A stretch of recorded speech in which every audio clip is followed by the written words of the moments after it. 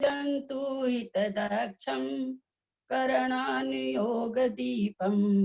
कुर्वे स्वान्तस्तमो विघातार्थं सरस्वती नमस्तुभ्यं वरदे कामरूपिणी विद्यारंभं करिष्यामि सिद्धिर्भवतु मे सदा। द्वादशांग जिनवानी माता की जय। कर्णानुयोग ग्रंथराज की जय।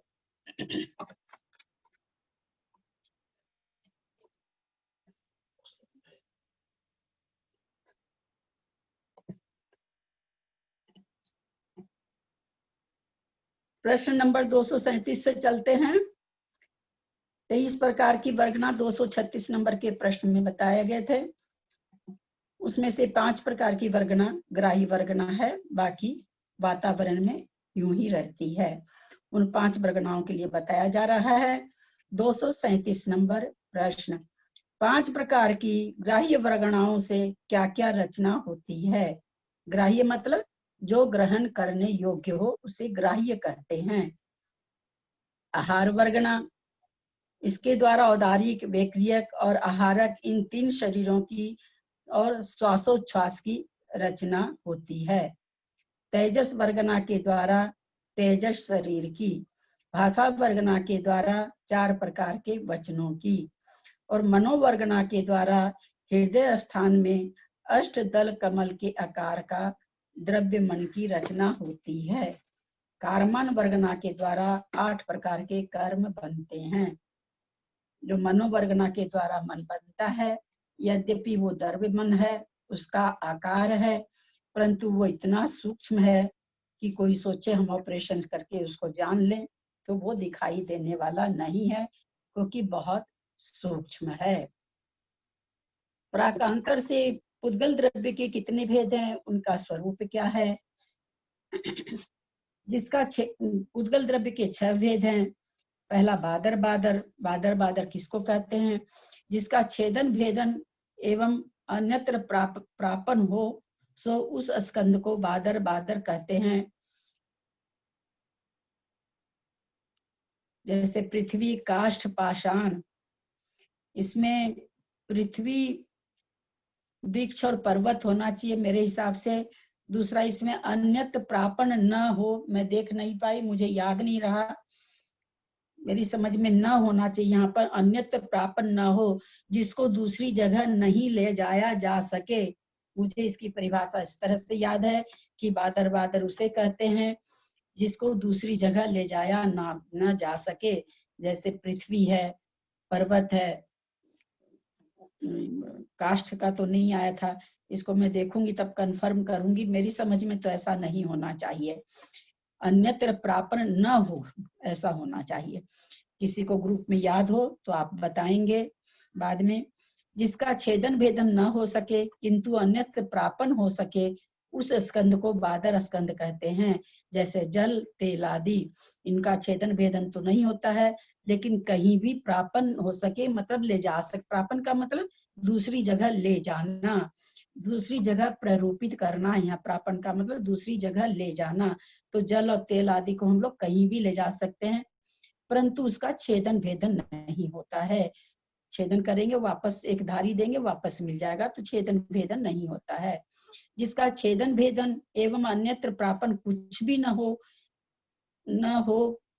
के ऐसे नेत्र से देखने के स्कंद को बादर सूक्ष्म कहते हैं।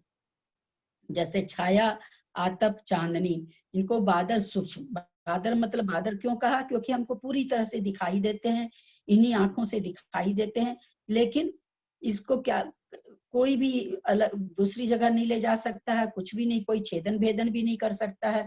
ऐसी चीजों को आचार्य ने बादर सूक्ष्म कहा। चौथा बोला कि सूक्ष्म स्थूल, ये जो बादर बादर है उसको स्थूल स्थूल भी कहते हैं, बादर को स्थूल कहते हैं। स्थूल सूक्ष्म होता है, फिर सूक्ष्म स्थूल होता है, इस तरह से भी भेद होते हैं। और बादर बादर भी भेद होते हैं, बादर सूक्ष्म, अलग अलग ग्रंथों में नाम अलग अलग दिए हुए हैं। बादर और स्थूल का मतलब एक ही है। नेत्र को छोड़कर शेष 4 इंद्रियों के विषयभूत पुद्गल स्कंद को सूक्ष्म स्थूल कहते हैं। स्थूल क्यों? जैसे शब्द, गंध, रस आदि सूक्ष्म इसलिए है कि हम इनका कोई आकार नहीं होता, हम किसी को पकड़ के दिखा नहीं सकते। स्थूल इसलिए है कि हमारे ज्ञान का विषय है, हम सारी चीजों का, शब्द का, गंध का, रस का, इनका ज्ञान हमें होता है, इसलिए इसको स्थूल कहा। सूक्ष्म इसलिए कहा कि हम इसको कोई आकृति इसकी नहीं होती है, जैसे इसके ऊपर वाला बादल सूक्ष्म था, उसकी फिर भी आकृति है, चांदनी है, धूप है, ये जहां पड़ती है वहां दिखाई दे रही है, लेकिन इसको तो हम कुछ भी किसी भी रूप में दिखा नहीं सकते, न गंध को दिखा सकते हैं, अनुभव की चीजें हैं। शब्द सुनने से पता चलता है, शब्द का कोई रूप नहीं होता, रस का कोई रूप नहीं होता, तो अरूपी चीज है, इसलिए सूक्ष्म है। स्थूल इसलिए है कि हमारे ज्ञान का विषय है, जिसका किसी इंद्रियों के द्वारा ग्रहण न हो सके, उस पुद्गल स्कंद को सूक्ष्म कहते हैं। जिस किसी भी, जैसे कर्म, कर्म तो किसी भी इंद्रियों के द्वारा हम नहीं जानते हैं, हमारे भोगने में आते हैं इसलिए हमें पता है, ऐसी ऐसी जिसको इंद्रियों के द्वारा ग्रहण नहीं हो सकता, उसको कर्म कहा, उसको सूक्ष्म कहा। जो स्कंद रूप नहीं है लेकिन अविभागी पुद्गल परमाणुओं को, ऐसे अविभागी पुद्गल परमाणुओं को सूक्ष्म सूक्ष्म कहते हैं। सूक्ष्म सूक्ष्म कहते हैं, जो स्कंध रूप से नहीं है, परमाणु, अविभागी पुद्गल परमाणु जो परमाणु रूप से हैं, उनको सूक्ष्म सूक्ष्म कहा गया, उससे सूक्ष्म और कुछ नहीं। अविभागी प्रतिच्छेद हम लोग बहुत जगह आएगा, अच्छी तरह से इस शब्द को समझ में रखे। यहाँ पर तो अविभागी केवल, चूंकि यहाँ पर सत्यांश की बात नहीं है, इसलिए प्रतिच्छेद शब्द नहीं आया है, अविभागी केवल आया। जिस पुद्गल परमाणु का और टुकड़ा न हो, ऐसे पुद्गल परमाणु को सूक्ष्म सूक्ष्म कहा। ये किसके ज्ञान का विषय है? सर्वावधि ज्ञान का विषय है और परमावधि ज्ञान, केवल ज्ञान का विषय है। स्कंध, प्रश्न 239, स्कंध, स्कंध देश, स्कंध प्रदेश और परमाणु किसे कहते हैं? जो सर्वांश में पूर्ण हो उसे स्कंध कहते हैं, यानी जो सब तरह से पूर्ण हो, थोड़ा भी कटा छटा नहीं हो, जैसे पूरे भारतवर्ष को भारत वर्ष कहना। स्कंद के आधे को स्कंद देश कहते हैं। स्कंद का जो बिल्कुल आधा टुकड़ा, ये तिल्लोपन्नति से ऐसा का ऐसा लिया हुआ है, तिल्लोपन्नति में ये परिभाषा आई है। स्कंद के आधे को स्कंद देश कहते हैं। स्कंद देश मतलब स्कंद का एक विभाग, एक हिस्सा, स्कंद देश। स्कंद देश के आधे को स्कंद प्रदेश कहते हैं। देश के भी एक हिस्से को प्रदेश कह दिया जाता है, जैसे भारतवर्ष हुआ, फिर जिला हुआ, फिर जिला के अंदर एक राज्य हुआ। जो अविभागी है उसे परमाणु कहते हैं। उस राज्य में एकदम छोटा सा गांव, जिसके अंदर 2 किलोमीटर का, 3 किलोमीटर का छोटी सी एरिया एक गांव के नाम से जाना जाता है, जिसको उसी ही गांव के नाम से जानते हैं। इस तरह से जिसका और विभाग और उसमें किसी कोई नाम नहीं ऐड हो सकता है, उसे परमाणु कहते हैं। ये उदाहरण के लिए, उदाहरण हमेशा एक देश होते हैं, उदाहरण से केवल समझाने के लिए उदाहरण दिया गया। जो सर्वांश में पूर्ण है उसे स्कंद कहते हैं। स्कंद के आधे हिस्से को स्कंद देश कहते हैं। स्कंद देश के आधे हिस्से को स्कंद प्रदेश कहते हैं।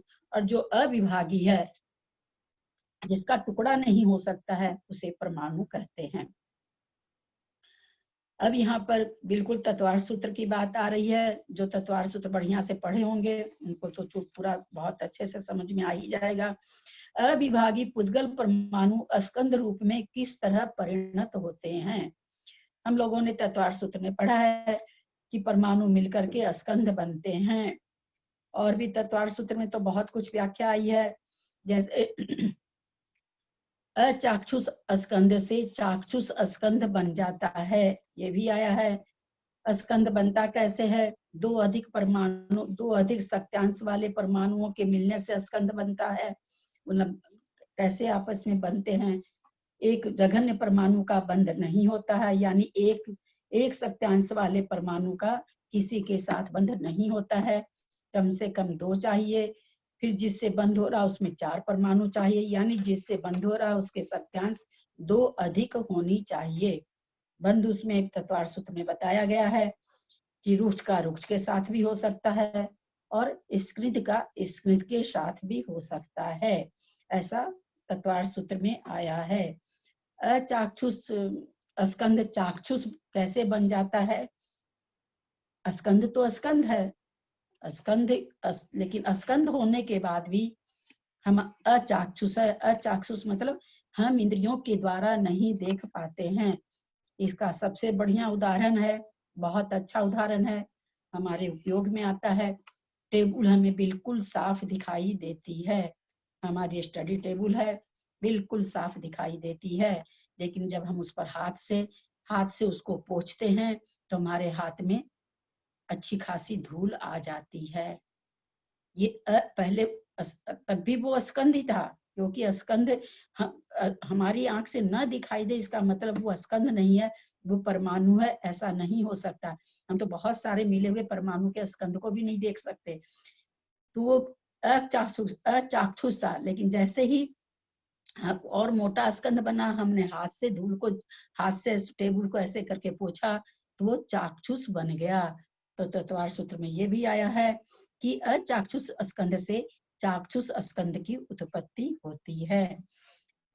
इसमें देखें आचार्य क्या बता रहे हैं, किसी एक गुण विशेष की इस घनत्व और रुक्षत्व के ये दो पर्याय हैं। एक गुण की दो पर्याय बता रहे हैं, चिकना और रूखा, ये ही बंध की कारण है। यद्यपि पुद्गल में 8 गुण होते हैं, लेकिन बंध में चिकना और रूखा ये दो ही बंध के कारण होते हैं।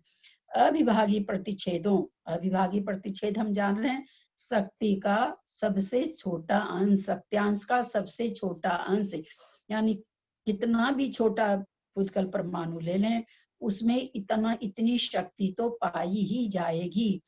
जिस तरह से पुद्गल के टुकड़े को इतना छोटा हो जाए कि वो उसका और टुकड़ा ना हो, उसको परमाणु कहा गया। उसी तरह से उस पुद्गल परमाणु में सबसे छोटा जघन्य शक्त्यांश को अविभाग प्रतिच्छेद कहा गया। उससे कम शक्ति किसी परमाणु में नहीं पाई जाए। तो कहते अविभागी प्रतिच्छेदों की अपेक्षा इन पर्यायों के एक से लेकर संख्यात असंख्यात अनंत भेद हैं। किसके? इस तत्व के और रुक्षत्व के कितने भेद हैं? तो कह रहे हैं अविभागी प्रतिच्छेद से लेकर के संख्यात और असंख्यात और अनंत भेद हैं। किसी में तो 2 गुण है, रूखे गुण का दो शक्त्यांश है, किसी में 3 है, किसी में 4 है, किसी में 5 है। तो इस तरह से जघन्य से लेकर के कितने शक्त्यांश हो सकते हैं? रूखे के अथवा चिकने के।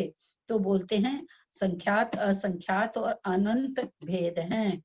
ये 2 गुणों के कितने भेद हैं? तो कह रहे हैं संख्यात असंख्यात और अनंत भेद हैं। कहाँ से? अविभागी प्रतिच्छेद से लेकर।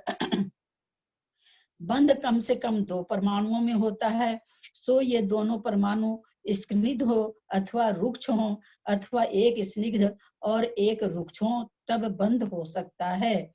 स्निग्ध या रुक्ष दोनों में ही 2 गुण के ऊपर जहाँ 2-2 की वृद्धि होती है, वहां 2 गुण वाले स्निग्ध या रुक्ष का 4 गुण वाले स्निग्ध या रुक्ष के साथ अथवा 3 गुण वाले स्निग्ध या रुक्ष का 5 गुण वाले स्निग्ध या रुक्ष के साथ बंध होता है। 2 गुण वाले 2 शक्त्यांश वाला है तो उसका 4 शक्त्यांश वाले के साथ बंध होगा। 3 शक्त्यांश वाला है तो उसका 5 शक्त्यांश वाले के साथ बंध होगा। 1 शक्त्यांश वाले का बंध नहीं होता है। किंतु जघन्य गुण वाले परमाणुओं का बंध नहीं होता है। अधिक गुण वाला परमाणु हीन गुण वाले को अपने रूप परिणमा लेता है। क्या कहना चाह रहे हैं? जैसे किसी में 2 शक्त्यांश है, दूसरे पुद्गल वस्तु है जिससे वो मिल रही है, जिससे वो बंध को प्राप्त हो रहा, उसके 4 गुण हैं। तो यहाँ आचार्य कह रहे हैं कि जिसमें 4 गुण है वो अपने रूप परिणमा लेता है।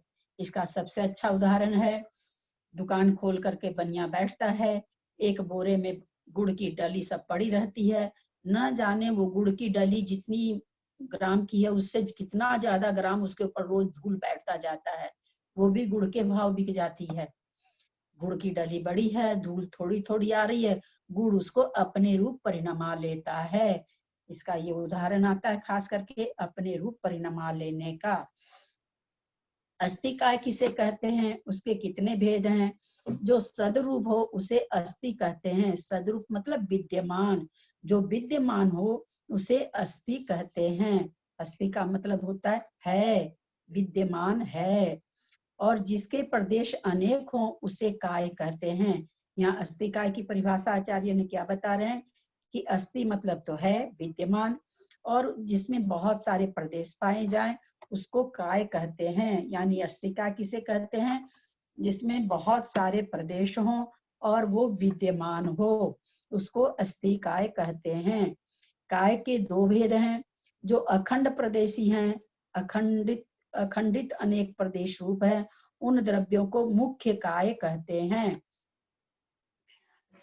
जैसे जीव, धर्म, अधर्म, आकाश। क्या कहना चाह रहे हैं कि जीव और ऐसा कभी नहीं होता, जीव चाहे कितनी छोटी पर्याय में आए या 500 धनुष की पर्याय में जाए या 2000 वाली 1000 योजन का महामत्स्य बन जाए, लेकिन जीव के प्रदेश चाहे छोटे में आए चाहे बड़े में आए, जीव के प्रदेश अखंडित रहते हैं, एक भी प्रदेश कम नहीं होता है। उसी तरह धर्म, अधर्म, आकाश के जितने प्रदेश हैं उनके प्रदेश हमेशा उतने ही बने रहते हैं। यानी जिनके प्रदेशों में कम ज्यादा पना नहीं हो उसको यहाँ पर अखंडित प्रदेश रूप कहा गया। और उस द्रव्य को कैसी काय कहा गया, बोला मुख्य काय है। यानी जो न कम हो न जिसके प्रदेश ज्यादा हो, उसकी काय को क्या, अस्थि काय तो है ही है। अस्थि काय के दो भेद यहाँ पर कर रहे हैं कि अस्थि काय दो प्रकार के होते हैं, एक मुख्य काय और एक आगे अभी बता रहे हैं। जिनके प्रदेश खंडित पृथक पृथक हों किंतु स्निग्ध रुक्ष गुण के निमित्त से परस्पर बंध को प्राप्त होकर जिनमें एकत्व हो गया हो, अथवा बंध होकर एकत्व प्राप्त होने की जिनमें संभावना हो, उसे उपचरित काय कहते हैं। जैसे पुद्गल, ये ऐसा क्यों दिया गया, एकत्व को प्राप्त होने की जिनमें संभावना हो, ऐसा इसलिए दिया गया, जो मिलते हैं वो तो है ही हैं, जो संभावना, बहुत से पुद्गल परमाणु ऐसे हैं जो अभी तक स्कंध को नहीं प्राप्त हुए हैं। दो मत इसमें पढ़ने को मिलता है। कुछ आचार्यों का कहना है ऐसे कोई भी परमाणु नहीं है जो स्कंध को नहीं प्राप्त हुए।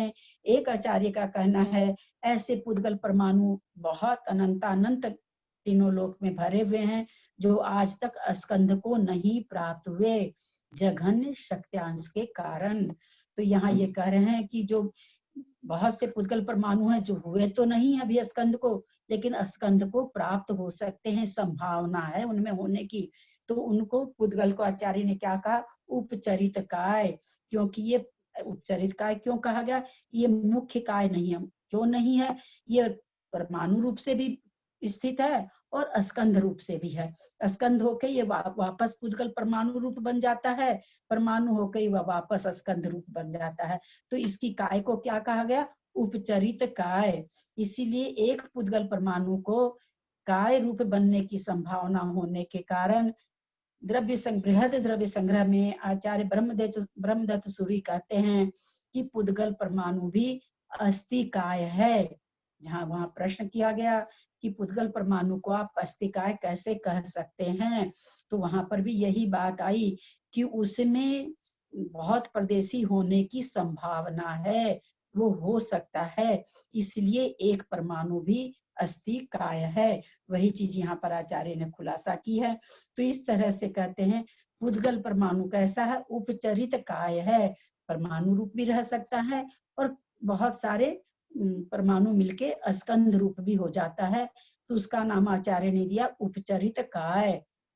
लेकिन जिनके प्रदेश अखंड हैं, कभी एक कम न होते हैं न कभी ज्यादा होते हैं, उनको दिया मुख्य काय। किसके दो भेद किए, अस्थि काय के। 5 द्रव्य जो अस्थि काय हैं उसमें आचार्य ने उस अस्थि काय को 2 रूप से घटाया। हमें बताया कि 4 द्रव्य तो मुख्य काय हैं क्योंकि उनके प्रदेशों में न कभी कमी होती है न ज्यादा होता है, लेकिन जो पुद्गल द्रव्य है वो परमाणु रूप भी रहता है, दो परमाणु मिलके भी बनता है, 4 परमाणु मिलकर के भी स्कंद बनता है, तो इसलिए इसको उपचरित काय कह दिया गया। काल द्रव्य में ये दोनों ही बातें नहीं है, न तो वो उपचरित काय वाला है कि मिल करके कभी मिल करके एक अस्थि काय बन जाए, और न अखंडित ही है। वह स्वयं अनेक परदेशी न होने से मुख्य काय भी नहीं है, और स्कृत रुक्ष गुण न होने से बंध को प्राप्त होकर एकत्व की भी उसमें संभावना नहीं है। आचार्य यहाँ बहुत बढ़िया से बताना चाह रहे हैं कि काल द्रव्य क्यों नहीं अस्थि काय है। आचार्य कह रहे हैं अस्थि काय बनने के लिए या तो वो मुख्य काय हो कि कभी उसका प्रदेश न ज्यादा हो न कम हो, तो उसमें तो प्रदेश ही नहीं है, वो तो आकाश के एक एक प्रदेशों पर एक एक बैठा हुआ है। दूसरी चीज कि वो बंध को नहीं प्राप्त होता, क्योंकि बंध प्राप्त होने के लिए, किसी भी चीज को बंध प्राप्त होने के लिए आचार्य ने कहा 2 गुण होना जरूरी है, रुक्षत्व और स्त्रीत्व। वो दोनों गुण उसमें नहीं है, इसलिए वो उपचार से भी काय नहीं है और मुख्य रूप से भी काय नहीं है, अतः अस्थि काय नहीं है। अतः काल द्रव्य को छोड़कर शेष जीव, पुद्गल, धर्म, अधर्म, आकाश, इन 5 द्रव्यों को पंचास्ति काय कहते हैं। काल द्रव्य काय रूप नहीं है, परंतु अस्थि रूप है। क्यों कहा गया? अगर अस्थि रूप नहीं कहते तब तो काल द्रव्य विद्यमान ही नहीं रहता, द्रव्य 5 हो जाते, एक द्रव्य कम हो जाता। अस्थि तो है काल द्रव्य, लेकिन काय शब्द उसमें नहीं लगता है, उस बहुत परदेशी वो नहीं है, एक एक परदेशी है, इसलिए काल द्रव्य को अस्थि काय नहीं कहते हैं। पदार्थ के कितने भेद हैं, उनका क्या स्वरूप है? मूल में जीव अजीव 2 पदार्थ हैं, दोनों के पुण्य पाप ये 2 भेद होते हैं, इसलिए 4 पदार्थ हुए। जीव और अजीव के ही आश्रव, संवर, निर्जरा, बंध, मोक्ष, 5 भेद मिलाने से 9 पदार्थ होते हैं। अब 9 पदार्थ का विवेचन कर रहे हैं आचार्य। जिसमें ज्ञान दर्शन रूप चेतना पाई जाए उसे जीव कहते हैं, जिसमें चेतना न हो उसे अजीव कहते हैं। जो सम्यक्त गुण से या व्रत से युक्त है उसको क्या कहेंगे? पुण्य जीव कहेंगे। इसके विपरीत वाले को पाप जीव कहेंगे। क्यों दे रहे हैं व्याख्या? क्योंकि सबसे पहले आचार्य ने क्या कहा? जीव अजीव 2 पदार्थ है और दोनों ही पुण्य पाप रूप से 4 प्रकार के हैं। अचेतन जिन बिंब आदि अनायतनों को पुण्य अजीव अथा अचेतन अनायतनों को पाप अजीव। जो अनायतन है, हम सब जानते हैं कि 6 अनायतन होते हैं, तो 6 अनायतन को यहाँ पर पाप अजीव कहा गया। 6 यतन कुगुरु भी हैं, कुगुरु को तो वो तो चेतन में आ जाएंगे। तो अचेतन जिन बिंब आदि अनायतनों को पुण्य अजीव, अचेतन अनायतनों को पाप अजीव तथा शुभ कर्मों को पुण्य अजीव और अशुभ कर्मों को पाप अजीव कहा गया। हम लोग को आज पहली बार ही पढ़ने मिला है ये चीज, अभी तक तो नहीं पढ़े थे कभी। अकर्म के कर्म रूप होने को अथवा जीव के जिन परिणामों से कर्म आती हैं उन मिथ्यात्व आदि रूप परिणामों को या मन वचन काय के द्वारा होने वाले आत्म प्रदेश परिस्पंदन को तथा बंध के कारणों को आश्रव कहते हैं। सबसे पहली लाइन क्या दी? अकर्म के कर्म रूप होने को। जो पुद्गल वर्गनाएं अभी कर्म रूप नहीं है, अकर्म रूप है, लेकिन उसका कर्म रूप कर देना उसको आश्रव कहते हैं। जीव का जिन परिणामों से कर्म आते हैं उन मिथ्याद्वादी रूप परिणामों को आश्रव कहते हैं। मन वचन कार्य के द्वारा आने वाले आत्म प्रदेश प्रस्पंदन को, बंध के कारणों को आश्रव कहते हैं।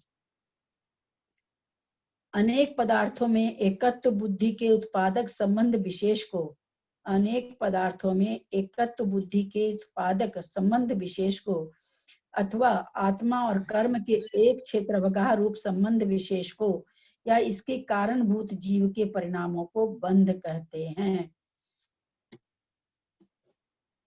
एक क्षेत्रवग आत्मा और कर्म के एक क्षेत्रवगाह जब संबंध हो जाता है तो वो बंध कहलाता है, ये हम जानते हैं। मन वचन काय की क्रिया को आश्रव कहा जाता है। उस आश्रव के द्वारा जो कर्म आते हैं वो जब बंध को प्राप्त हो जाते हैं, एक क्षेत्रावगाह हो जाता है जीव के साथ, तो उन परिणामों को फिर बंध की संज्ञा हो जाती है। आश्रव के निरोध को संवर कहते हैं। आश्रव आने के प्रत्ययों को निरोध कर देना संवर कहलाता है। बद्ध कर्मों को एक देश क्षय को निर्जरा कहते हैं। आत्मा के समस्त कर्मों के छूट जाने को मोक्ष कहते हैं। ये प्रकरण सारा सबका जाना हुआ है, सबका समझा हुआ है। आगे का प्रश्न ले रहे हैं। मिथ्यात्व गुण स्थान से पांचवें गुण स्थान तक पृथक पृथक जीवों की संख्या कितनी है? जीव अनंतानंत हैं। मिथ्या दृष्टि जीव अनंतानंत हैं। देश संयत में 13 करोड़ मनुष्य और पल्ले के 13 करोड़ मनुष्य और पल्ले के असंख्यातवें भाग त्रियंच हैं। देश संयत, हम इसको समझे क्या कह रहे हैं। देश संयत यानी 5वां गुण स्थान। मनुष्य कितने हैं? मात्र 13 करोड़। त्रियंच कितने हैं? पल्ले के असंख्यातवें भाग प्रमाण। इसलिए कहा गया कि देव में उपपाद किसका होता है? देव में उपपाद होने वाले जीवों की संख्या ज्यादा करके अधिकतम त्रियंच जीवों की है। जितने भी स्वयंभू रमन के मगरमच्छ हैं प्राय 5वें गुण स्थानवर्ती होते हैं। स्वर्ग की में देवों की संख्या जो है ज्यादा करके इन समूर्छन जीवों की से भरी हुई है। ये 5वें गुण स्थानवर्ती होते हैं। तो देश संयत में मनुष्य तो मात्र 13 करोड़। त्रियंच कितने? पल्ल के असंख्यातवें भाग। हम ये चीज को जान चुके हैं कि पल्ल का असंख्यातवां भाग भी असंख्यात होता है। तो यानी त्रियंच कितने हैं? असंख्यात। मनुष्य कितने हैं? 13 करोड़। सासादन गुण स्थान में 52 करोड़ मनुष्य और श्रावकों से संख्यात गुणे शेष 3 गतियों के जीव हैं। सासादन गुण स्थान में मनुष्य कितने हैं? बोलते हैं 52 करोड़। गुण स्थानों की संख्या ये है, बहुत लोगों को याद भी है मनुष्यों की, लेकिन इन मनुष्यों से कहते हैं संख्यात गुणे शेष 3 गति के जीव हैं। यानी जो मनुष्य अगर मान लीजिए 500 हैं तो उनको असंख्यात से मल्टीप्लाई करने के बाद उतने सासादन गुण स्थान में उतने जीव 3 गति वाले हैं। कौन हो गई 3 सी गति? नरक वाले, त्रियंच वाले और देव वाले। इन 3 गति के जीव हैं। मिश्र गुण स्थान में 104 करोड़ मनुष्य और सासादन गुण स्थान वाले जीवों के प्रमाण से संख्यात गुणे शेष 3 गतियों के जीव हैं। मनुष्य तो 104 करोड़ हैं और बाकी 3 गति के जीव। सासादन गुण स्थान में जो 52 करोड़ मनुष्य से को असंख्यात से गुना करने पर शेष 3 गति के जीव थे, उसको भी कहते हैं संख्यात से। इस बार, उस बार तो असंख्यात से गुना हो रहा था, इस बार संख्यात से गुना करने पर 3 गतियों के जीव है। हम सभी जानते हैं 2 को भी संख्या ही कहते हैं, तो उससे दूने को भी संख्यात में आ जाएंगे।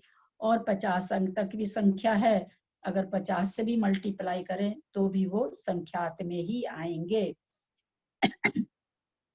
अविरत सम्यक गुण स्थान में 700 करोड़ मनुष्य मिश्र गुण स्थान वाले जीवों के प्रमाण से असंख्यात गुणे 3 गतियों के जीव हैं। 3 गति के जीव, उनसे भी पहले तो सासादन में असंख्यात गुना मनुष्यों से, उससे संख्यात गुना सासादन से संख्यात गुना मिश्र में हुए, मिश्र वाले से असंख्यात गुना असंयत गुण स्थान में 3 गति के जीव हुए। मनुष्यों की संख्या हमें प्राप्त है, इनकी प्राप्त नहीं हो सकती क्योंकि संख्यात और असंख्यात से गुणनफल करके हम संख्या नहीं जान सकते हैं। तो इस तरह से 5वें गुण स्थान तक में 4 गति के जीवों की संख्या आचार्य ने हमें उपदेश दिया। प्रमथ गुण स्थान से अयोग केवली गुण स्थान पर्यंत संयत जीवों की पृथक पृथक संख्या कितनी है? प्रमथ गुण स्थानवर्ती संयत जीवों का प्रमाण 5,93,98,206 है। बहुतों को यह संख्या याद है, ये संख्या आई है। प्रमथ गुण स्थानवर्ती संयत जीवों का प्रमाण छठे गुण स्थान का प्रमाण था प्रमथ गुण स्थान, उससे आधे जीव सातवें में होते हैं। तो प्रमथ संयत जीवों का प्रमाण 2,96,99,103 है। उपसम श्रेणी वाले 8वें, 9वें, 10वें, 11वें संयत जीवों का प्रमाण 209 अथवा 300 अथवा 304 है। चारों गुण स्थान में मिला के कितने हैं जीव? तो 299, 300 अथवा 304 हैं। छपक श्रेणी वाले 8वें, 9वें, 10वें, 12वें गुण स्थानवर्ती संयत जीवों का प्रमाण उपसम श्रेणी वालों से दुगुना 598 अथवा 600 अथवा 608 है। सहयोग केवली जीवों की संख्या 8,98,502 है। सहयोग केवली में कितने रह सकते हैं? इतने जीव रह सकते हैं, जिन इतने हो सकते हैं एक बार में। ये जो 3 कम 9 करोड़ की संख्या आती है और हम लोग जो रोज बोलते हैं, ये अधिकतम संख्या है। ऐसा नहीं है कि हमेशा इतने जीव होते ही हैं। अगर होंगे ज्यादा से ज्यादा तीनों लोक में तो इतने हो सकते हैं। मनुष्य खास करके ये 3 कम 9 करोड़ तो मुनि महाराजों की संख्या बताई गई है, प्रमथ गुण स्थान से लेकर के और सहयोग केवली तक की। ये लेकिन ज्यादा और कम हो सकती, इससे ज्यादा नहीं हो सकती है, इससे कम हो सकती है। अयोग केवली जीनों की संख्या 598 अथवा 600 अथवा 608 है। इस प्रकार समस्त संयत जीवों की संख्या 3 कम 9 करोड़ है। अर्थात प्रमथ गुण स्थान से 14वें गुण स्थान पर्यंत सर्व संयमियों का प्रमाण 3 कम 9 करोड़ है। श्रेणी स्थित जीवों की संख्या 299 मानने से क्या समझे इससे हम? ये अधिकतम संख्या, हर समय इतनी संख्या हो ये कोई जरूरी नहीं है। अगर हो तो अधिक से अधिक इतनी संख्या हो सकती है। प्रत्येक समय कोई जरूरी नहीं है कि जितने भी समय हैं सारे समय में इतनी संख्या हो ही। अगर ऐसा निकाल देंगे तब तो फिर हर समय एक प्रकार से कह सकते हैं ये क्रमबद्ध पर्याय हो जाएगी। फिर ऐसा नहीं है, अधिक से अधिक इतने हो सकते हैं, कम इससे कम और इतने भी हो सकते हैं। निरंतर 8 समय पर्यंत उपसम श्रेणी और छपक श्रेणी मांडने वाले जीवों का प्रमाण कितना है? निरंतर 8 समय पर्यंत, 8 समय क्यों लिया गया? क्योंकि 6 महीने 8 समय में 608 जीव मोक्ष जाते हैं। तो यहाँ पर उसी 8 समय की चर्चा ले रहे हैं। निरंतर 8 समय पर्यंत उपशम श्रेणी मानने वाले जीवों के में प्रथम समय में अधिक से अधिक 16 जीव, दूसरे समय में 24, तृतीय समय में 30, चतुर्थ समय में 36, पांचवें समय में 42, छठे समय में 48, सातवें समय में 54 जीव और 8वें समय में 54 जीव होते हैं। क्यों ये विवक्षा क्यों की गई? इसलिए की गई कि अगर 6 महीने कोई जीव नहीं श्रेणी मानता है तो फिर 8 समय में इस तरह से 608 जीवों को घटाना पड़ता है।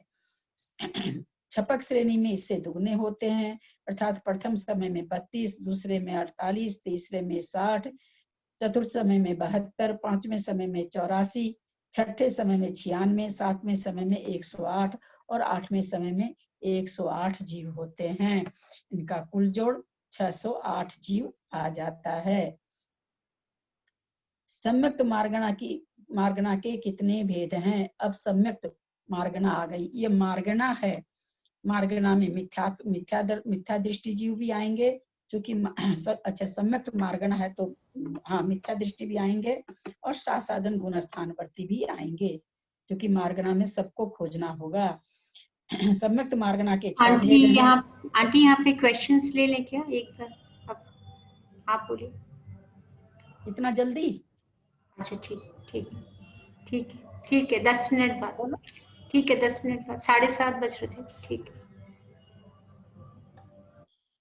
सम्यक्त मार्गणा के 6 भेद हैं। औपशमिक सम्यक दर्शन, छायोपिक सम्यक दर्शन, छायिक सम्यक दर्शन, मिश्र, सासादन और मिथ्यात्व। थोड़ा ये मन में प्रश्न उठता है कि जब सम्यक्त मार्गना की बात कर रहे हैं, सम्यक्त की बात कर रहे हैं, तो इसमें मिथ्या दृष्टि कहाँ कैसे ले लिए? यहाँ फिर हम लोग समझे ये मार्गना है। अगर हम मिथ्या दृष्टि इसमें नहीं लेते हैं तो फिर उनको कहाँ खोजेंगे, कहाँ पर किस हिसाब में खोजेंगे? इसलिए जब सम्यक्त मार्गना आती है तो उसमें मिथ्या दृष्टि भी आते हैं। औपसमिक सम्यक दर्शन किसे कहते हैं? अनादि मिथ्या दृष्टि के जीव के मिथ्यात्व और अनंतानुबंधी क्रोध मान माया लोभ इन 5 प्रकृतियों के उपशम से और सादी मिथ्या दृष्टि के मिथ्यात्व सम्यक प्रकृति तथा अनंतानुबंधी क्रोध मान माया लोभ इन 7 प्रकृतियों के उपशम से होने वाले सम्यक दर्शन को औपशमिक सम्यक दर्शन कहते हैं। हम लोग सब समझ रखे इस प्रकरण को, फिर भी थोड़ा ले लेते हैं। अनादि मिथ्या दृष्टि, चूंकि मिथ्यात्व प्रकृति के 3 टुकड़े होने के बाद में जब अनादि मिथ्या दृष्टि पहली बार सम्यक्त को उत्पन्न करता है, प्रथम उपशम करता है, मिथ्यात्व के 3 टुकड़े होते हैं। उसके पहले उसकी सत्ता में मिथ्यात्व बोल करके एक प्रकृति रहती है। तो एक मिथ्यात्व का, 4 अनंतानुबंधी का, 5 प्रकृतियों को जब उपशम करके प्रथमोपशम सम्यक दर्शन प्राप्त करता है, उस समय वो 5 प्रकृति को उपशम से औपशमिक सम्यक दृष्टि कहलाता है। वही मिथ्या दृष्टि वापस जब सम्यक दर्शन से च्युत होकर के मिथ्यात्व में आ जाता है, तब उसके 3 प्रकृति सत्ता में होती है। वापस अगर उसके सम्यक्त में इतनी ताकत नहीं हो रहती है कि वो सम्यक्त प्रकृति को उदय में ला सके, उद्वेलना होने लग जाती है। तो उद्वेलना होते होते जब वो इतनी सी बच जाती है कि वो उदय में नहीं आ सकती है, उसे पुनः उसको उदय में लाने के लिए अथवा सम्यक दृष्टि संज्ञा पाने के लिए वापस उसको प्रथमो उपशम करना पड़ता है। तब उसके पास पहले से ही 3 प्रकृति की सत्ता है। अगर पूरी तरह उद्वेलना नहीं हुई है तो, अगर हो जाती है वापस एक मिथ्यात्व रूप में वो तीनों प्रकृति हो जाती है, तो उस जीव के लिए आचार्यों ने संज्ञा दी अनादिवत सादी मिथ्या दृष्टि। अनादिवत माने अनादि के कितने थी प्रकृति? एक मिथ्यात्व प्रकृति थी। तो इसने टुकड़े किए, 3 किए तो सही, लेकिन इसने क्या किया? इसने उद्वेलना करके उन तीनों को वापस मिथ्यात्व रूप कर दिया। लेकिन एक बार इसने 3 टुकड़े किए थे, इसलिए इसकी संज्ञा क्या हो जाती है? अनादिवत सादी मिथ्या दृष्टि। कैसा सादी मिथ्या दृष्टि है? तो अनादि के जैसे ही है, और जिसकी उद्वेलना नहीं हुई रहती है, सारी प्रकृति की उद्वेलना नहीं होती है, मिथ्यात्व रूप नहीं कर पाता है। मान लीजिए सम्यक प्रकृति की उद्वेलना किया और फिर वो प्रथमोपशम कर लिया, तो उस समय वो प्रथमोपशम 6 प्रकृति के उपशम से करता है। अगर वो सम्यक मिथ्यात्व की भी उद्वेलना कर दिया तो उसके सत्ता में केवल मिथ्यात्व हो जाता है। तब वो वापस 4 प्रकृति अनंतानुबंधी और एक मिथ्यात्व का उपशम करके प्रथमोपशम सम्यक दृष्टि बनता है। तो यहाँ पर औपशमिक सम्यक दर्शन समझाया आचार्य ने कि या तो 5 प्रकृति को दबाने से, यहाँ 6 का विवेचन नहीं आया है, 6 प्रकृति को दबा के भी होता है, 7 प्रकृति को भी दबा के उपशम सम्यक दर्शन होता है, जिसको औपशमिक सम्यक दर्शन कहते हैं। औपशमिक सम्यक दर्शन के कितने भेद हैं, उनका स्वरूप क्या है? औपशमिक सम्यक दर्शन के 2 भेद हैं, प्रथमोपशम सम्यक दर्शन, दूसरा द्वितीयोपशम सम्यक दर्शन। प्रथमोपशम सम्यक दर्शन 5 अथवा 7 प्रकृतियों के उपशम से मिथ्या दृष्टि जीव को होता है। ये साधारण कथन है। इसी में जब हम विशेष कथन में जाते हैं तो हम ये कथन भी करते हैं, 5 प्रकृति के उपशम से, 6 प्रकृति के उपशम से, 7 प्रकृति के उपशम से औपशमिक सम्यक दर्शन होता है। साधारण कथन में यही चलता है कि 5 प्रकृति के उपशम से और 7 प्रकृति के उपशम से। लेकिन जब हम गहराई से विवेचन करते हैं कि उद्वेलना सम्यक प्रकृति की उद्वेलना हुई है, सम्यक मिथ्यात्व की उद्वेलना नहीं हुई है, तो वो अभी उसके सत्ता में 6 प्रकृति है, अनंतानुबंधी 4 और सम्यक मिथ्यात्व और मिथ्यात्व, तब वो 6 प्रकृति की सत्ता वाला कहलाता है। और उस समय जब वो प्रथमोपशम सम्यक दर्शन करता है तो 6 प्रकृति के उपसम से करता है। प्रथमोपसम सम्यक दर्शन चतुर्थ गुण स्थान से लेकर 7वें गुण स्थान तक होता है। प्रथमो उपसम सम्यक के काल में किसी का मरण नहीं होता है। हम पहले समझ चुके हैं कि प्रथमोपसम सम्यक दर्शन 7वें गुण स्थान से लेके 4थे गुण स्थान से लेके 7वें गुण स्थान तक होता है।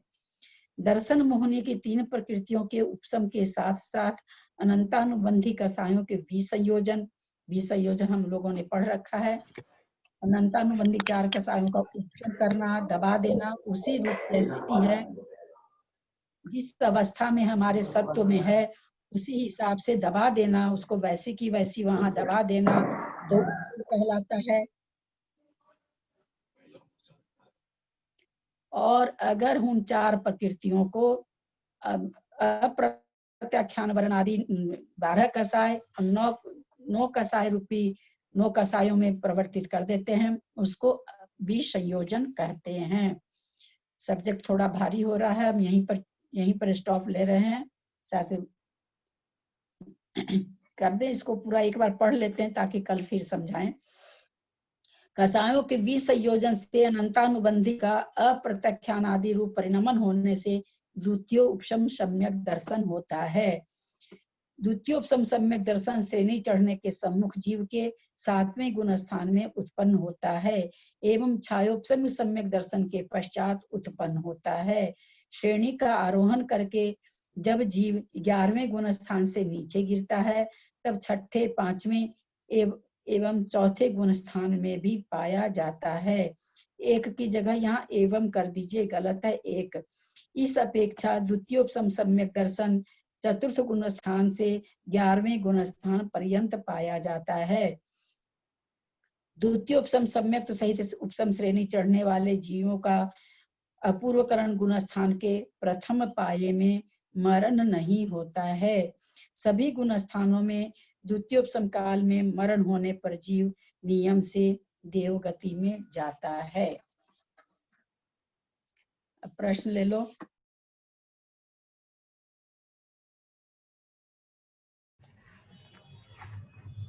आंटी एक बार क्वेश्चन नंबर 242 देखिए ना, हमको एक प्रिंटिंग मिस्टेक लग रही है। 242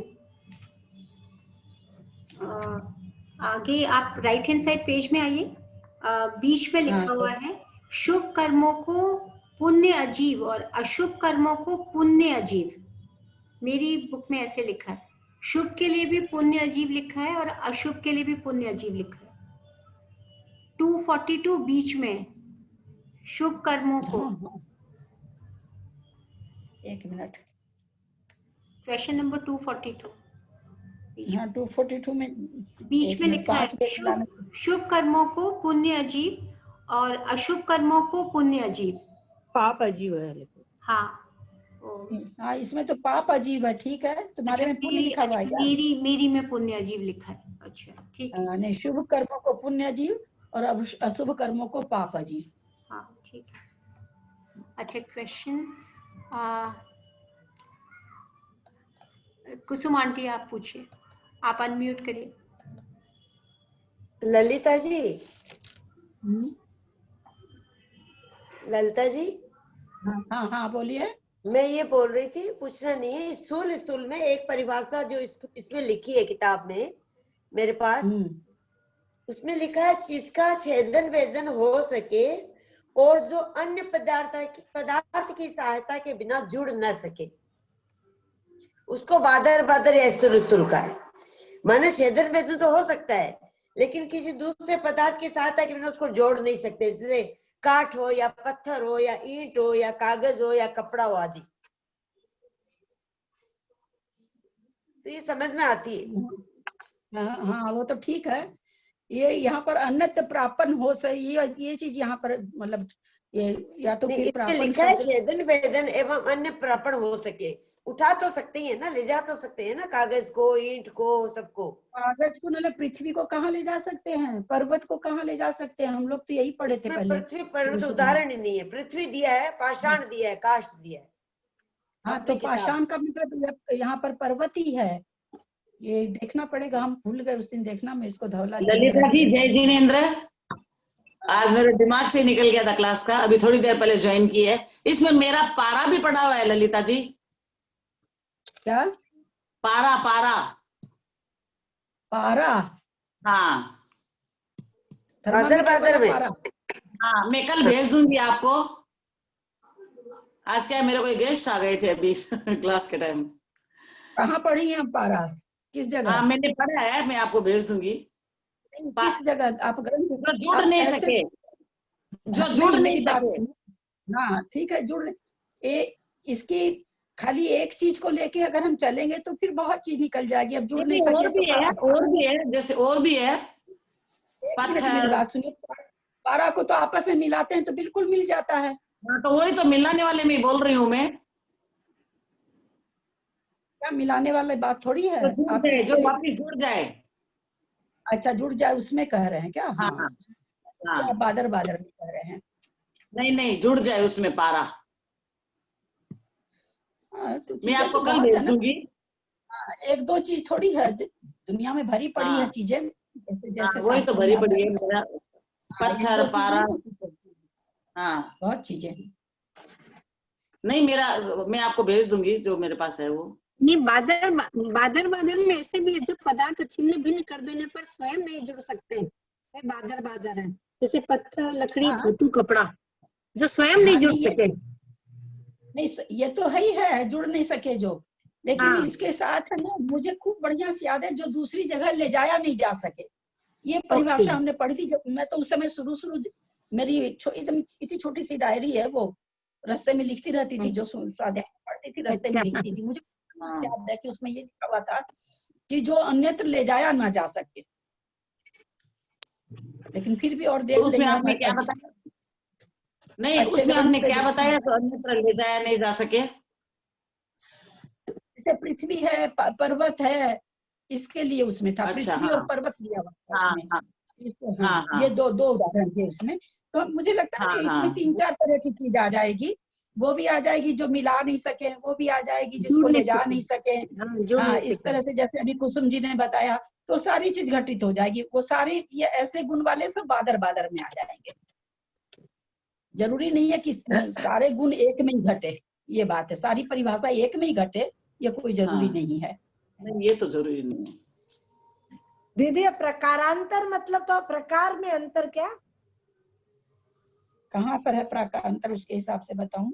क्वेश्चन में ही है ना, 238 का फर्स्ट शब्द, प्रकारांतर से पुद्गल द्रव्य हाँ हाँ, जैसे ये कहना चाह रहे हैं कि अगर हम पुद्गल को, ऐसे सारे पुद्गल हैं, प्राकारांतर मतलब प्रकार से, मतलब कितने प्रकार में, प्रकार के होते हैं, हाँ, अंतर प्रकार क्या में, है, उनके प्रकार में अंतर क्या है, कितने तरह हाँ, के पुद्गल होते हैं, उस हिसाब से पुद्गल के इतने भेद हैं। ऐसे हाँ, पुद्गल पुद्गल, लेकिन जब हम हाँ, उसके भेद करने चलेंगे, प्रकार करने चलेंगे, तो उनमें प्रकारों में अंतर भेद करके कितने प्रकार के पुद्गल हो सकते हैं। जितने दुनिया में पुद्गल दिखाई देते हैं, तो उनको आचार्य ने कहा कि इन 6 प्रकार के भेदों में हम समाहित कर सकते हैं सभी सारे पुद्गलों को। ठीक। और ये प्रापन का शाब्दिक अर्थ क्या होता है वैसे?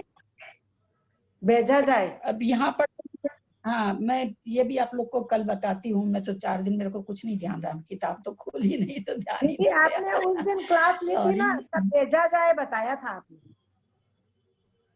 नहीं, प्रापण प्रापन न हो भेजा सके, जाए। अन्यत्र, हाँ, अनंत नहीं, अनंत ले जाया नहीं जा सके, ऐसे हमको प्रापन मतलब प्रारूपित नहीं किया जा सके, ऐसा मुझे लगता है। मैं कल बताती हूँ आप लोग को, कल जरूर से बताती हूँ। ठीक। मैं अभी क्लास के बाद अभी देख लूंगी ताकि भूलूं नहीं। राजकुमारी आंटी आप पूछिए। जय जिनेन्द्र ललिता जी। हाँ, जय हैप्पी जी। दिवाली। अच्छा, मैं बोलती थी, इसका बोलते हैं ये जो अपना है, जिसका छेदन वेदन एवं अन्य प्रापण हो सके। तो पृथ्वी को तो अलग कर ही सकते हैं ना, मिट्टी विट्टी सब निकालते हैं। पर्वत से भी पत्थर फोड़ के ले जाते हैं अलग अलग जगह, तो प्रापण हो गया ना, बाहर दूसरी जगह ले जा सकते हैं उनको। काठ को भी, लकड़ी को भी जैसे काट काट के दूसरी जगह जाया जा सकता है, लेकिन वो अपने आप जुड़ नहीं सकता है, ये जुड़ बात नहीं ठीक है। सकती है। हाँ, अपने आप जुड़ नहीं सकते हैं बस ये। जुड़ तो नहीं सकता, नहीं, लेकिन ले जाया तो जा ही सकता है ना। पत्थर भी, पहाड़ भी हाँ, फोड़ते ही हैं, उनका छेदन वेदन होता ही है। काठ का भी होता है, पृथ्वी का भी होता है, मिट्टी विट्टी निकालते हैं पृथ्वी से। वैसे वही पृथ्वी हो जब गया। चार प्रकार का जीव जब समझाया गया है, जब पृथ्वी पृथ्वी पृथ्वी जीव, पृथ्वी का या पृथ्वी कायिक, उसमें पृथ्वी बताई गई जो ऐसे सामान्य से जो पृथ्वी दिख रही है वो पृथ्वी।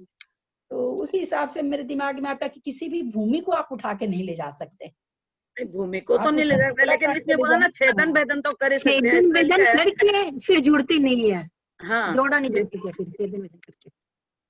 छेदन इसकी भेदन अगर हो ये जाता है परिभाषा, पृथ्वी का। हाँ नहीं ठीक बात है, उसी हिसाब से तो हो सकता है, लेकिन इसमें दिया ना फिर एवं अन्यत्र प्रापन न हो, और वही चीज सेकंड में दे दिया, किंतु अन्यत्र प्रापन ऊपर में भी दे दिया, अन्यत्र प्रापन हो सके। नहीं, हाँ, और सेकंड में दिया ना हो सके छेदन वेदन, लेकिन ना छेदन भेदन में ना प्रापन में हो सके है, इस दोनों में मुझे शंका हो रही है। और वो तो ठीक ही है, छेदन भेदन और छेदन भेदन में ये तो एकदम ठीक है परिभाषा।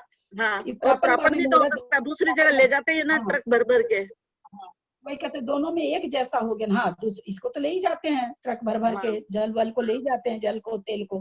तब वो हाँ, पहले वाला में लग रहा है कि थोड़ा सा अंतर होना चाहिए, मुझे ऐसा लगता है। मैं देखूं तब भी कंफर्म बताऊंगी, गलत भी हो सकती हूँ, बहुत नहीं नहीं सूक्ष्म नहीं, चीजें जैसे ये नहीं है छेदन भेदन हो गया, तेल जल और ये तो मिल गए, ये अलग अलग नहीं हुए। अलग कर लिए तो क्या हुआ, वापस वो मिले हुए ही हैं। लेकिन ये तो छेदन भेदन होके जुड़ नहीं रहे हैं, ले जाए तो जा ही सकते हैं छेदन भेदन करके। काठ मिट्टी पर्वत पहाड़ जो भी है ये, इनको टुकड़े टुकड़े करते ही हैं, फिर वो जाता ही है हर जगह, एक दूसरी जगह। हाँ उस हिसाब से तो ठीक ही है, देखें देखूं जैसे और जल तेल पारा वगैरह ये सब वापस जुड़ जाते हैं, मिल जाते हैं, अपन अगर अलग अलग कर भी दे तो। हाँ, हाँ पारा भी हो जाता है ना इसमें, जल तेल के साथ में पारा भी वैसे ही होता है, अलग अलग होता है, फिर वो एक साथ मिलाएं तो जुड़ जाता है। वैसे जल भी हम पारा, मिलाते, हाँ, वो तो बताया है ना मैंने। बादल में पारा हाँ भी आ जाता है ना। पारा तो मिलता है, अभी बताया ना उन्होंने कि पारा भी हाँ, है। वो तो बताया है ना। एक्चुअल में प्रापन्न वर्ड का अर्थ ही नहीं पता चल रहा है, प्रापन्न हाँ, शब्द ही अपने आप में वो है, इसका शाब्दिक प्रापन्न अर्थ चाहिए। हो रहा है। नहीं ठीक ही है, प्रापन माने तो भेजा जाना, ले जाया जाना। एक ले जाना ही होना चाहिए। रुकिए अब देख हाँ ही ले देती हूँ, अब भी देख जाना, लेती हूँ। क्योंकि आपने एक बताया मिनट था उस दिन ले जाना, हाँ, आपने आठ बताया। 10 घंटे के लिए हाँ, उनकी घर ले वालों जाना की ही, व्यवस्था मेरे को ले करने जाना ही में लगता है, लेकिन क्या फिर भी हो सकता है, 8 एक 10 बार देख मिनट लेती हूँ। भी 2 मिनट नहीं, रुकिए, उस 2 दिन की मिनट क्लास में तो यही बताया था कि ले जाया जा हाँ, सके हाँ दूसरी जगह। हाँ 1 मिनट इतना और बड़ा देख लेती धोखा हूँ। हाँ हमारा हुआ, अच्छा ललिता जी, इतना बड़ा धोखा हमारे हाँ साथ एक हुआ, मिनट, जिनको हमने अपना माना था वह तो किसका आवाज हमारे आ रहा है? पर ये काफिर किसकी आवाज आ निकला, रही है? और जो वास्तव में अपना था, अपने थे, उन अपनों के पीछे हम सब कुछ किसने दिखाए सपने, किसने दिखाया वह कि सब सपने का अर्थ वही है, प्राप्त अपने करना, ही दिखाते हैं, हाँ। सपने अपने ही दिखाते हैं। प्राप्त करना है। प्राप्त लेकिन करना। यहाँ पर अन्यत्र प्राप्त करना वही हो जाएगा, अन्यत्र नहीं ले जा सकना या अन्यत्र ले जाना। प्रापन मतलब ले जाना, हाँ। मेरे में तो आ नहीं रहा हॉट प्रभु।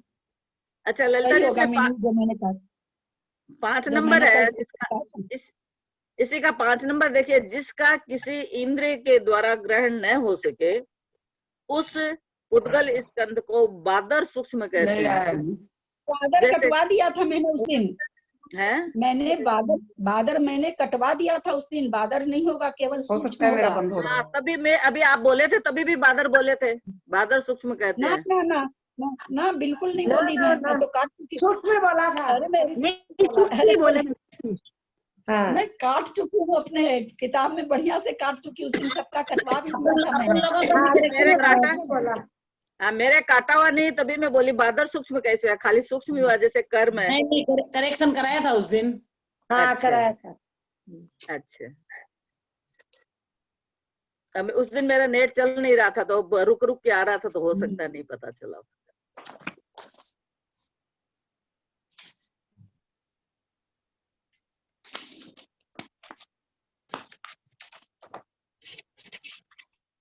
और है किसी के प्रश्न है कुछ? हाँ दीदी इसमें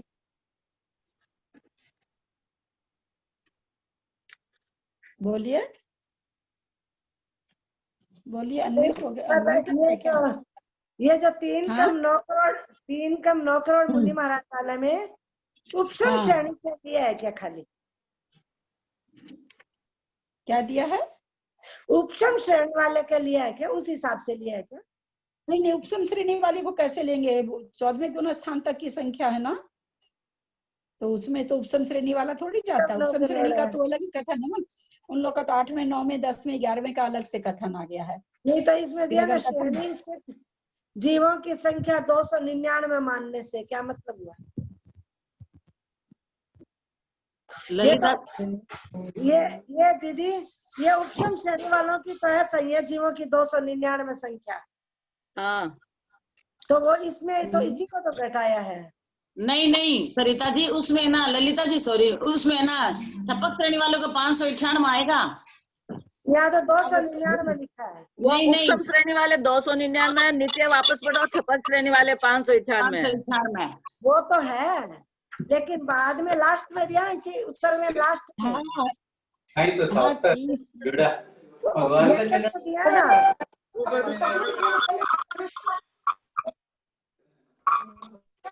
वो 11वां वाले में तो आएगा 299 और 12वें में आएगा 598। हाँ वो तो ठीक है। हाँ, और अपन इनकी टोटल करेंगे ना तो दोनों होगी टोटल 299 और 598, 8वां 9वां 10वां गुण स्थान की। ठीक है। वो 11वां की 299 होगी, 12वां की 598 होगी। नहीं वो ठीक है, लेकिन ये दिया 3 कम 9 करोड़ अर्थात प्रमत्त विरत गुण स्थान से 14वें गुण स्थान पर्यंत सर्व संयमियों का प्रमाण 3 कम 9 करोड़ है, श्रेणी स्थित जीवों की संख्या 299 मानने से। अच्छा, श्रेणी स्थित जीवों की संख्या 299 मानने से ये आ गया संयत जीवों की संख्या हो गई ना 299। छपक श्रेणी उपसम श्रेणी वालों की है ये तो। हाँ, उपसम श्रेणी वालों की है। हाँ, इस हिसाब से ये संख्या 299 मानने से देखना पड़ेगा। कई लोग कहते हैं इसमें बहुत ज्यादा मतलब अशुद्धि छपी हुई है। कल अनुयोग द्वार से देखती हूँ। मेरा ललिता जी निकाला हुआ है, पूरा टोटल भी किया हुआ है मेरा 3 कम 9 करोड़ छठे गुण स्थान से लेके। वो तो सारा इसमें दे ही रखा है, कुछ दे ही रखा है, इसमें भी दे ही रखा है। हाँ वो तो पूरा दिया ही है ना इसमें। हाँ, ये ब्रैकेट में जो दिया है उसका इसमें। हाँ हाँ हाँ, समझ गए सरिता जी, आपकी बात समझ गई। देखती हूँ मैं इसको। हाँ, किस विवक्षा से कह रहे हैं, देखती हूँ मैं इसको। हाँ ठीक। ललिता जी जय जिनेंद्र, ये जो बादर बादर और बादर, इसका जो अपना चर्चा चल रही है, तो बादर बादर और बादर में सिर्फ फर्क इतना ही है कि बादर बादर जो है एक दफे छेदन भेदन करने के बाद फिर से जुड़े नहीं जा सकते हैं, और बादर छेदन भेदन होने के बाद में फिर से जुड़ जाते हैं, लेकिन दोनों का भी अन्यत्र प्रापण हो सकता है। हो सकता है, वही चीज है। हाँ, वो जो अन्यत्र प्रापण न हो सके, वो न जो अपन जोड़ रहे हैं वो न जोड़ने की जरूरत नहीं है, दोनों का भी अन्यत्र प्रापण हो सकता है, लेकिन बादर बादर फिर से जुड़ते नहीं है और बादर जो है फिर से जुड़ जाते हैं, इतना ही फर्क है। हाँ, आप कहे हैं वो बात हम भी समझ रहे हैं, लेकिन मैं ये कहना चाह रही हूँ कि मेरा ये पढ़ा हुआ बहुत अच्छी तरह से दिमाग में है कि ये आया था कि जो दूसरी जगह न ले जाया सके। हो सकता है मैं गलत हूँ, बहुत साल की बात हो गई, 15 साल की बात, मैं गलत भी हो सकती, पर मेरे दिमाग में ये घूम रहा है कि बादर बादर का मैंने ये पढ़ा था कि जो दूसरी जगह न ले जाया सके। तो उसके लिए मैं कह रही हूँ कि मैं थोड़ा इसको देखूंगी। बाकी तो ये परिभाषा अपने आप में ठीक है, यहाँ कोई गलती वाली बात नहीं है। ये 244 प्रश्न में भी श्रेणी स्थित जीवों की संख्या 299 मानने से ये जो आया है ब्रैकेट में, तो ऊपर लाइन में उन्होंने एक मिनट भाई साहब, कोई प्रमाण सागर जी का भी चला रखे, दो चीज इसमें भाई, दोनों चीज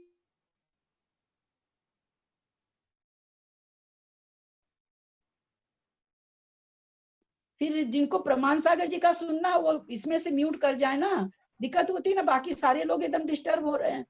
या तो आप अपने को म्यूट करके रखिए, 2 क्लास थोड़ी अटेंड होती है एक बार में।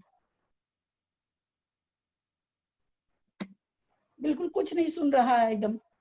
थोड़ा सा भाई अनुशासन पालन करिए प्लीज, क्योंकि बहुत सूक्ष्म विवेचन है, इतना सूक्ष्म विवेचन है, एक हर मिनट डर लगता रहता है कि जिनवानी का कोई मेरे से अवर्णवाद ना हो जाए गलती से भी।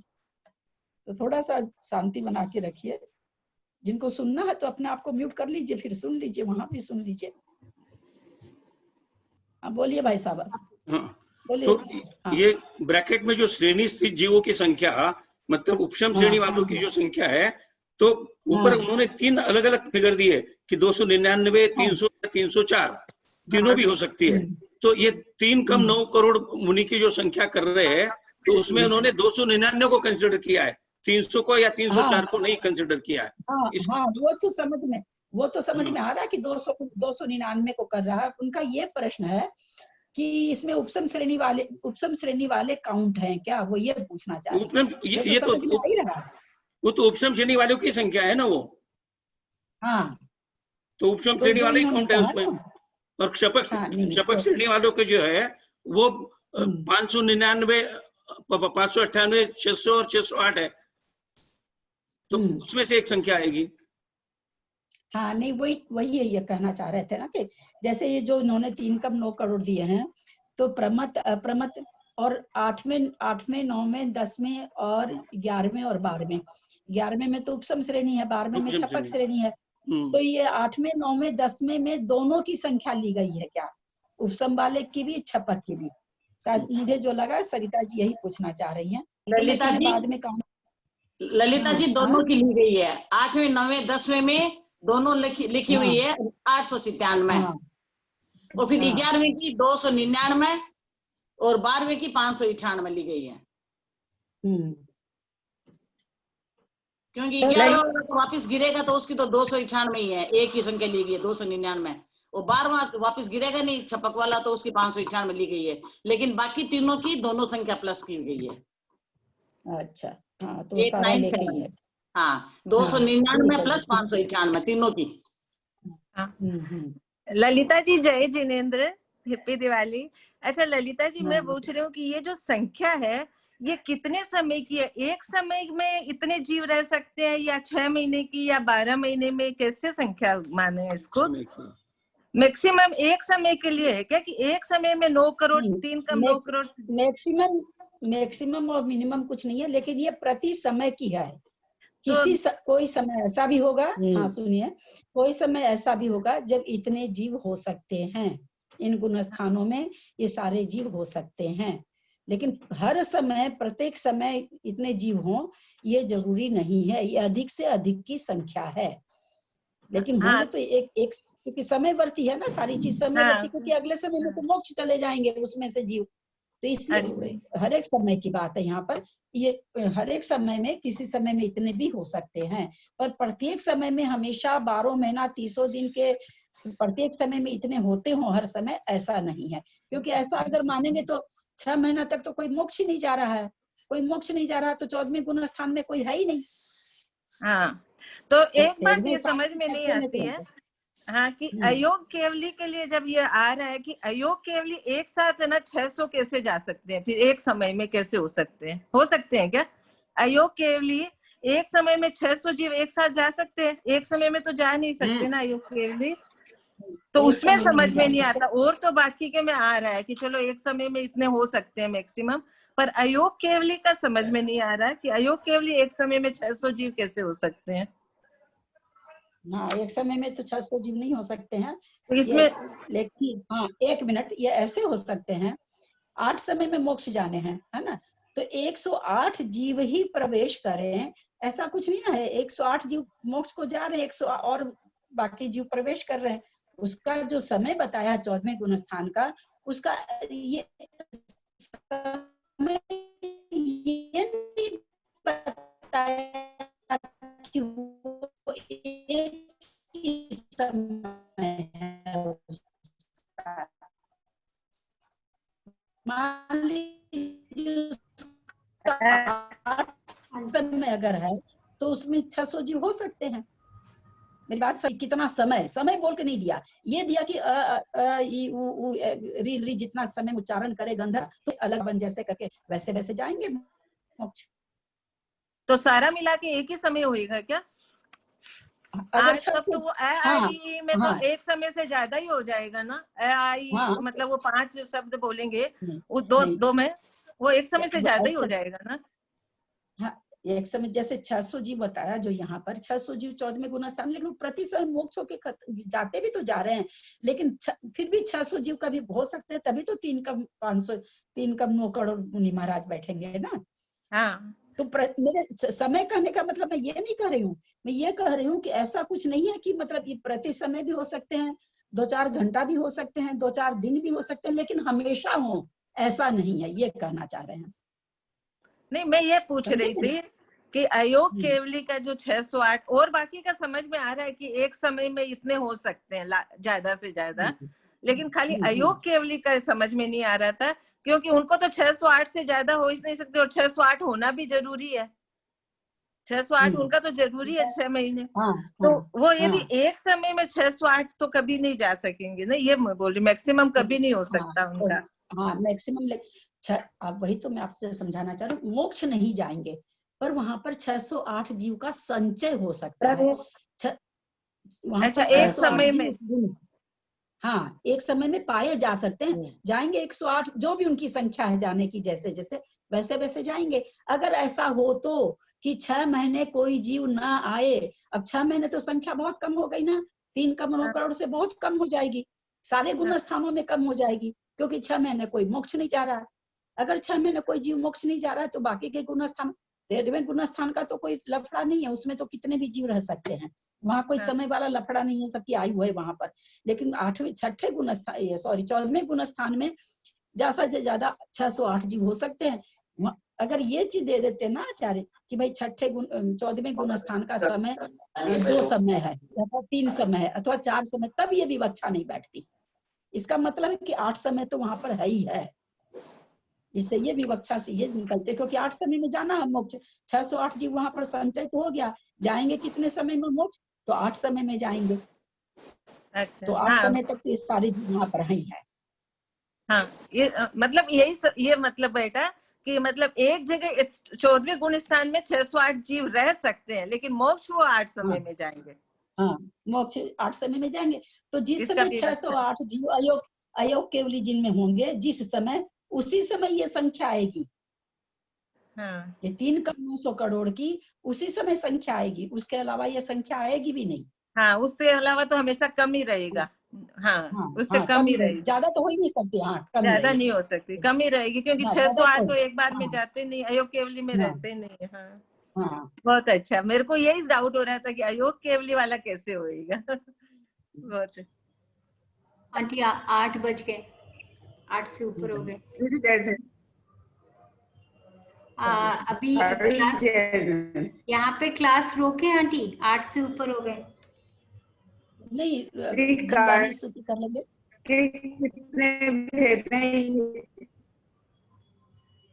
जिनवाणी स्तुति कर ले, कोई कर रहे हैं क्या? हाँ, कोई कर रहे हैं जिनवाणी स्तुति? मैं करूं क्या? करिए करिए।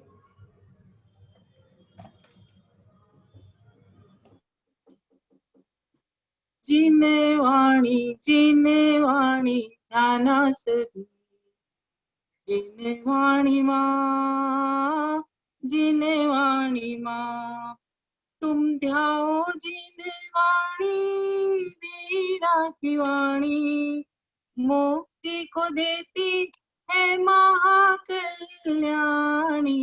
जिनेवाणी जिनेवाणी ध्यानासरी।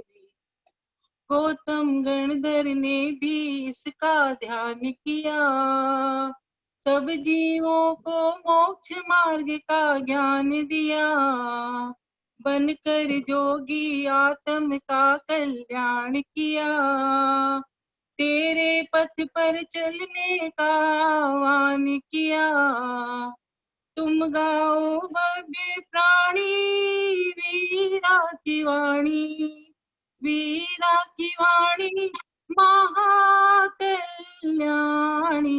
जिनेवाणी जिनेवाणी ध्याओ सभी।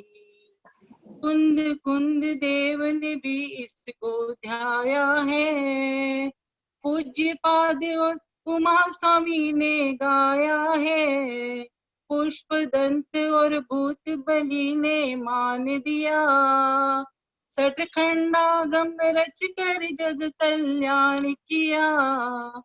तुम धाओ भव्य प्राणी वीरा की वाणी, मुक्ति को देती है महाकल्याणी। जिने वाणी ध्याओ सभी, जिने वाणी माँ, जिने वाणी माँ। तुम ध्याओ जिने वाणी वीरा की वाणी, मुक्ति को देती है महाकल्याणी। जिने वाणी ध्याओ सभी। हे जिनवाणी भारती कोई जपू दिन गए, जो तेरा शरणागे सो पावे सुखे। देव भजू अरहंत को गुरु से हो निर्गन दया धर्म पालू सदा यही मोक्ष का पंथ। 9 बार नमोकार। वो घर से उठ के कहीं और चला गया हो, मशीन बुला ली हो।